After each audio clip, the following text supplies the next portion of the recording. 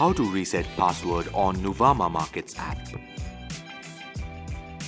Go to login page, click on login help, click on generate new password and enter your information.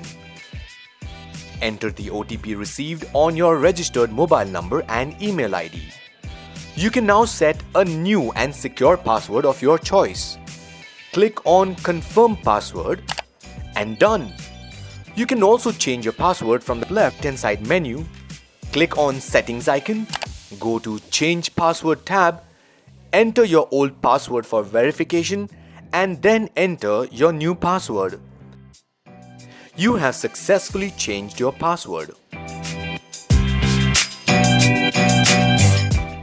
Investment in securities market are subject to market risk. Read all the related documents carefully before investing.